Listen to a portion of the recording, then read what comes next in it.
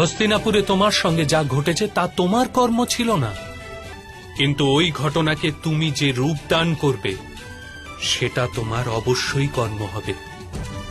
তুমি যদি নিজের মনকে দুঃখ আর বৈরিতায় পূর্ণ করো, তবে তুমিও নরক যন্ত্রণা ভোগ করবে।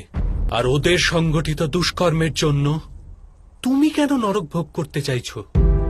বৈরিতা ত্যাগ করে দাও সখী, মনকে নির্মল করো। নদীতে যে ময়লা চলে যায়, নদী তাকে সমুদ্রে বিলীন করে দেয়, স্বয়ং স্বচ্ছ হয়ে যায়। তুমিও নিজের পীড়া পরমাত্মায় বিলীন করে দাও। পরমাত্মা তো সমগ্র সংসারের পীড়াসমূহ নিজের অভ্যন্তরে ধারণ করার জন্য সতত প্রস্তুত। কুরু বংশকে ক্ষমা করে দেব। হ্যাঁ সখী, ক্ষমা করে দাও, অন্যথা প্রতিশোধের জালে পড়বে, ন্যায় করতে পারবে না। প্রতিশোধ দুষ্কর্ম মাত্র, ন্যায় সৎকর্ম। কি বিভেদ গোবিন্দ!